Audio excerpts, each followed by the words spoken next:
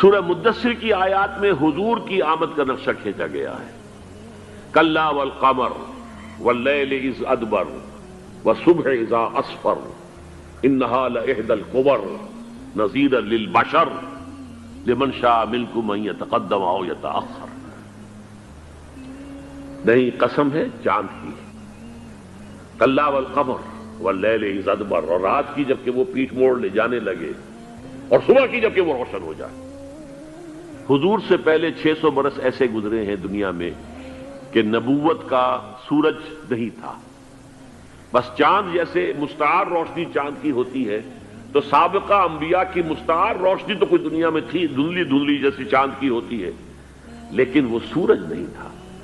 لیکن اب وہ رات ختم ہو رہی ہے، وہ لیل اذ ادبر جا رہی ہے. محمد صلی اللہ علیہ وسلم کا سورج، یہ شمس نبوت و رسالت طلوع ہو گیا. والصبح اذا اسفر انہا لإحدى الکبر. بہت بڑی باتوں میں سے ایک بات ہے جو ہوئی ہے، وہ معمولی واقعہ نہیں ہے. احدى الکبر، یہ تاریخ انسانی کے عظیم ترین واقعات میں سے ہے. بے شک محمدی نذیرا للبشر، پوری نوع انسانی کے لیے نذیر بن کر آئے.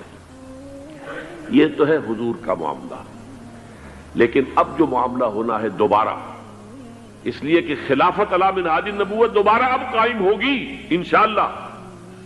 حضور کے بعد میں آپ کو بتا چکا ہوں، خلافت راشدہ ختم ہونے کے بعد سے زوال زوال زوال زوال زوال زوال زوال زوال زوال، تھوڑا سا 2.5 سال کا 2 سال کا وقفہ آیا ہے حضرت عمر بن عبدالعزیز کا، ورنہ زوال زوال زوال زوال زوال.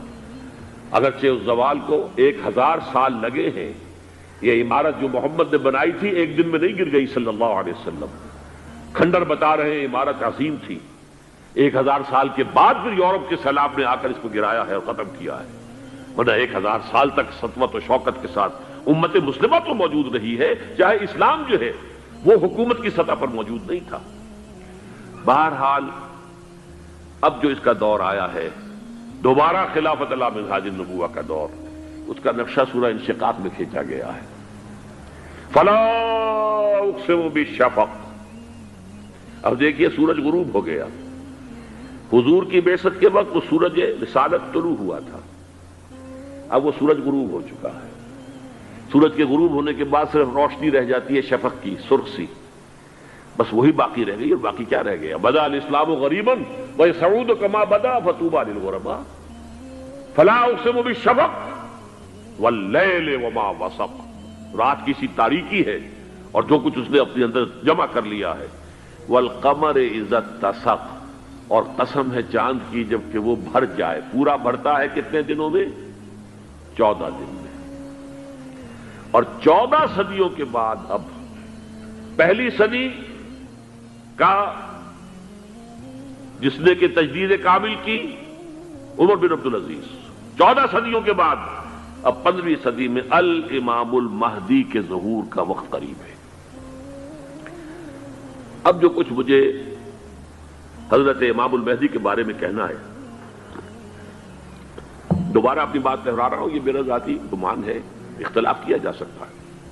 میرا گمان یہ ہے کہ یہ اب جو مجدد آئیں گے وہ حضرت مہدی ہوں گے. پہلی بات تو یہ جان لیجئے کہ مہدی 2 ہیں، ایک شیعوں کے مہدی، ایک سنیوں کے مہدی. ان میں بڑا فرق ہے. شیعہ حضرات مہدی کو مانتے ہیں، وہ ان کے 12ویں امام ہیں. ان کے عقیدے کے مطابق انہیں پیدا ہونے کے فوراً بعد اس اندیشے سے کہ انہیں قتل کر دیا جائے گا ایک غار میں چھپا دیا گیا تھا. تقریباً 1200 برس سے وہ اس غار کے اندر ہیں. وہ روپوش ہیں، چھپے ہوئے ہیں، اسی لیے انہیں امام غائب کہا جاتا ہے. اور اب ان کا انتظار ہو رہا ہے، اس لیے انہیں امام منتظر بھی کہا جاتا ہے. اس لیے شیعوں کے دارالعلوم جو ہوتے ہیں دارالعلوم المنتظر، وہ اس لیے کہ ان کا انتظار کیا جا رہا ہے. تو یہ ہے اب وہ ان کا خیال ہے کہ آخری دور میں، آخری زمانے میں وہ ظاہر ہو جائیں گے، غار سے نکل آئیں گے. دیکھیے میں اس عقیدے کو اس بنا پر رد نہیں کرتا کہ یہ ناممکن ہے کہ کیسے کوئی شخص جو ہے 1200 برس تک کسی غار کے اندر زندہ رہ سکتا ہے. نہیں، میں سمجھتا ہوں ممکن ہے. 300 برس تک اصحاب کہف رہے کہ نہیں رہے؟ سوئے رہے. 300 ایئرس ہم مانتے ہیں۔ حضرت عیسیٰ اسی حیات عرضی کے ساتھ 2000 سال سے موجود ہیں آسمان پہ کہ نہیں ہے؟ آپ کو معلوم ہے حضرت عزیر 100 برس تک مرنے کے بعد دوبارہ زندہ کر دیے گئے۔ فَأَمَاتَهُ اللَّهُ مِئَةَ عَامٍ ثُمَّ بَعَثَهُ۔ تو ناممکنات میں سے کوئی سوال پیدا نہیں ہوتا، لیکن یہ کہ آیا کوئی امامت معصومہ کا تصور قرآن اور حدیث سے ہمیں ملتا ہے؟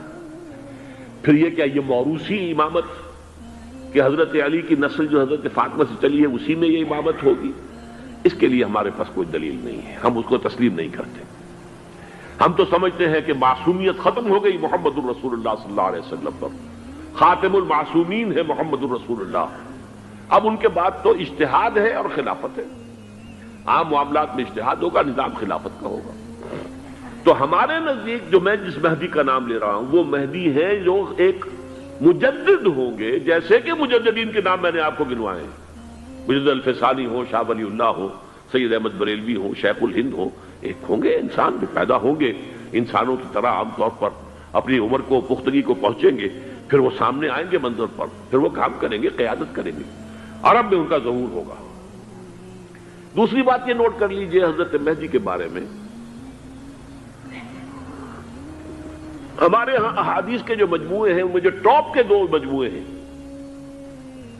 ان میں کہیں حضرت مہدی کا ذکر نہیں ہے، نہ صحیح بخاری میں نہ صحیح مسلم میں، لیکن ہم اسے نظر انداز نہیں کر سکتے کہ صحائح ستہ کی بقیہ 4 کتابوں کے اندر موجود ہے، لہذا نظر انداز نہیں کر سکتے، اگنور کرنا ممکن نہیں ہے۔ اب اس میں میں چاہتا ہوں کہ کچھ حدیثیں آپ کو میں سناؤں جن میں حضرت مہدی کا تذکرہ کیا گیا ہے۔ پہلی ہے وعن عبداللہ ابن مسعود قال قال رسول اللہ صلی اللہ علیہ وسلم، حضرت عبداللہ ابن مسعود سے روایت ہے، وہ فرماتے ہیں کہ حضور نے ارشاد فرمایا لا تذهب الدنيا حتى يملك العرب رجل من اہل بیتی، یہ دنیا ختم نہیں ہوگی جب تک کہ عرب پر میرے اہل بیت میں سے ایک شخص کی حکومت قائم نہ ہو۔ اور آپ کو معلوم ہے کہ آج تک عرب پر حضور کے اہل بیت کی کوئی حکومت قائم نہیں ہوئی، اور جب قائم ہوئی بھی تھی حضرت علی کو اگر شمار کیا جائے، اس لیے کہ حضور نے وہ جو مشہور واقعہ ہے کہ ایک چادر میں لے لیا تھا حضرت علی کو اور حضرت فاطمہ اور حضرات حسنین کو، اللہم ہؤلاء اہل بیتی، اے اللہ یہ بھی میرے اہل بیت ہیں، تو حضرت علی کی بھی حکومت منعقد نہیں ہوئی، پورے عالم اسلام پر ان کی حکومت نہیں تھی، اس لیے کہ شام اور مصر دونوں صوبے جو ہیں انہوں نے ان کی اطاعت قبول نہیں کی تھی۔ اس حوالے سے یہ معاملہ ابھی ہونا ہے۔ لا تذهب الدنيا حتى يملك العرب رجل من اہل بیتی یواطئ اسمہ اسمی، اس کا نام وہی ہوگا جو میرا نام ہے، یعنی محمد صلی اللہ علیہ وسلم، اور ان کا نام بھی مہدی کا نام بھی محمد ہو، مہدی تو ان کا لقب ہے۔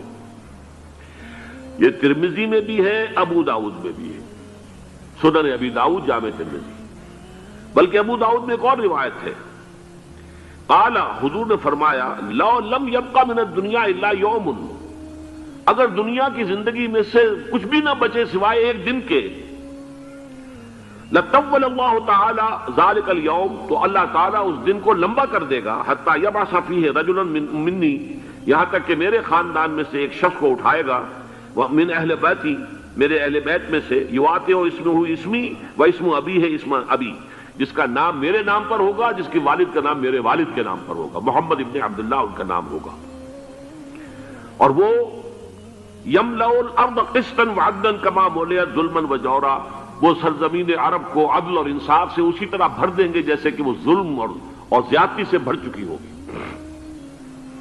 دوسری روایت ہے حضرت ابو سعید خدری رضی اللہ تعالی عنہ سے، حضور نے فرمایا المہدی منی اجل الجبہۃ اقن الانف یملأ الارض قسطا وعدلا کما ملئت ظلما وجورا یملک 7 سنین، رواہ داؤد، کہ مہدی مجھ میں سے ہوں گے بڑی روشن پیشانی والے اور بڑی کھڑی ناک والے، وہ زمین کو بھر دیں گے انصاف سے اور عدل سے جیسے کہ وہ ظلم سے بھری ہوئی ہوگی، اور وہ 7 برس تک حکومت کریں گے۔ عرب میں خالص خلافت علی منہاج النبوہ کا نظام حضرت مہدی کے ہاتھوں قائم ہوگا اور 7 برس تک قائم رہے گا عرب کے اندر. اس کا اگلا مرحلہ میں بعد میں بیان کروں گا. تیسری روایت، اور اس کو میں اس لیے خاص طور پہ سنا رہا ہوں کہ اس میں وہی الفاظ آئے ہیں جو میں نے ابتدا میں حدیث آپ کو سنائی تھی، اس کے الفاظ ہیں. عن ابی سعید قال ذکر رسول اللہ صلی اللہ علیہ وسلم بلاء یصیب هذه الامہ حتی لا یجد الرجل ملجا یلجا الیہ من الظلم. حضور نے ذکر فرمایا کہ ایک دور ایسا آئے گا انتہائی ابتلا اور آزمائش اور مصائب کا کہ کسی شخص کو کوئی سر چھپانے کی جگہ نہیں ملے گی اس ظلم سے اپنے آپ کو بچانے کے لیے. فَيَبْعَثُ اللَّهُ رَجُلًا مِّنْ عِتْرَتِي وَأَهْلِ بَيْتِي، تو پھر اللہ میرے خاندان میں سے، میرے اہل بیت میں سے اٹھائے گا ایک شخص کو. فَيَمْلَأُ بِهِ الْأَرْضَ قِسْطًا وَعَدْلًا، اور اس کے ذریعے سے اللہ تعالیٰ زمین کو عدل و قسط سے بھر دے گا. يَرْضَى عَنْهُ سَاكِنُ السَّمَاءِ، یہ وہی الفاظ آ گئے. اب اس سے پھر راضی ہو جائیں گے آسمانوں میں رہنے والے بھی، وَسَاكِنُ الْأَرْضِ، اور زمین میں رہنے والے بھی. لا تدع السماء من قطرها شيئا الا ثبته، آسمان اپنا ایک قطرہ بھی نہیں روکے گا مگر یہ کہ اس کو زمین کے اوپر نثار کر دے گا، بارش کی شکل میں گرا دے گا. ولا تدع الارض من نباتها شيئا الا اخرجته، اور زمین اپنی پیداوار میں سے کوئی شے نہیں چھپائے گی، نہیں روکے گی مگر اس کو ظاہر کر دے گی.